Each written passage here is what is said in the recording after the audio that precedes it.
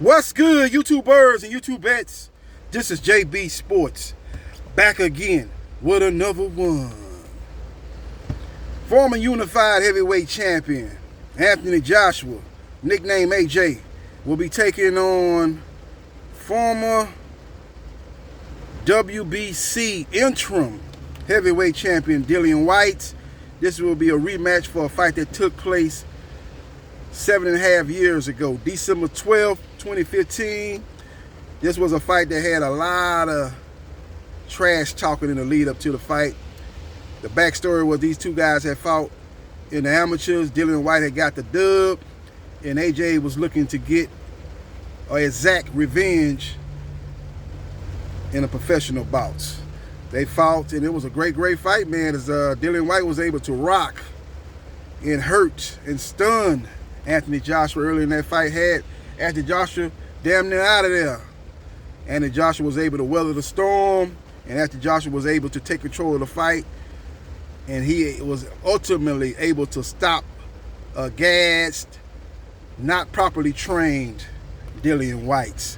Now this rematch will take place at the O2 Arena in London, and it definitely will be a sellout, as the British fans will be much looking forward to this matchup. Now, it was widely speculated that AJ will be taking on former WBC heavyweight champion Deontay Wilder, aka the Bronze Bomber, in December or maybe even January. Now, Deontay Wilder was last seen in the ring in October of 2022 when he defeated his sparring partner, Robert Helenius. And I call that fight Anchor Punch 2.0. The same punch that Muhammad Ali was able to knock out Sonny Liston in a rematch, that was the same punch that Deontay Wilder was able to knock out Robert Helenius. Now, Robert Helenius wasn't on the level of a Sonny Liston, who was a former champion, had already established himself as a Hall of Fame fighter. Robert Helenius, only way he go into the Hall of Fame is he go visit the Hall of Fame with his family. He damn sure not going to be enshrined in the Hall of Fame. But he was a guy that was coming off 2 career-defining wins over Adam Kanaki, so he had the momentum. He was looking to become the first world champion from his country, but he got stifled by the Bronze Bomber. So we will see what happens, and we will see what transpires. But if I'm Deontay Wilder, if I'm Team Wilder, I'm definitely going to get a fight in sometime in September, and I'm not going to wait on a fight that is not set in stone to happen versus AJ. AJ might not get by Dillian Whyte. Now, Dillian Whyte looked horrible in his last fight versus Jermaine Franklin. I actually thought he lost that fight. He couldn't get out of the way of the 1-2 as Jermaine Franklin pieced him up. Now, Jermaine Franklin got caught up in a situation where he did not let his hands go enough, but when he did let his hands go, he landed the more effective, the more decisive punches in that fight, in my opinion. But I could see how somebody watching that fight felt that Dillian Whyte, who threw more punches but landed at a lesser percentage, but he was much more aggressive. He kind of took the fight to Jermaine Franklin, especially in the second half of that fight. So he probably stole a lot of rounds based on his activity and Jermaine Franklin's inactivity. But I thought it was ineffective aggression a lot of times by Dillian Whyte. I thought the cleaner shots and the more consistent shots that were landed by Jermaine Franklin. But he was fighting Dillian Whyte in Dillian Whyte's home country, so you know how that go, man. You got to knock out a guy when you're in that situation, or beat a guy so decisive that they can't rob you. So we will see what happens, and we will see what transpires. Now, Deontay Wilder is in negotiations to take on former unified champion Andy Ruiz, aka the Michelin Man. Now, those two sides have failed to come to agreement, as Deontay Wilder won 70-30, and Andy Ruiz, led by his dad, Andy Ruiz Sr., steadfastly stating that they want 50-50, and anything less would be uncivilized. So that's what's holding up that particular matchup. If I'm Dillian Whyte, and then if I'm Anthony Joshua, the winner of that fight will be in prime position to fight for a world title in his next outing. Now, again, Dillian Whyte looked horrible. Anthony Joshua has a new trainer that he'll be learning from up under the tutelage of in his second fight.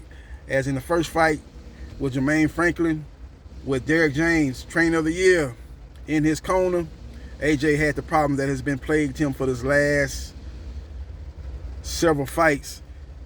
He's scared to pull the trigger. Don't want to let his hands go. A la Adrian Broner. Don't want to let his hands go. Gunshot. Ever since that fight with Vladimir Klitschko. I was about to say Vitaly Klitschko. His little brother Vladimir Klitschko, who was coming back from a 2+ year hiatus. He got dropped in that fight after he dropped the Ukrainian earlier in the fight. He got back up. He was able to rally and ultimately get the stoppage in the championship rounds. But ever since that fight, he has been very hesitant to let his hands go. He has not nearly been the aggressive, seek and destroy fighter that he was prior to that fight. And up under Derrick James, in his first fight up under Derrick James, he seems to be going down a familiar path. A guy that's gun shy and a guy that's very, very tentative. So hopefully in this second fight with Dillian Whyte, we'll see a much more improved version of Anthony Joshua. A guy that's willing to let his hands go.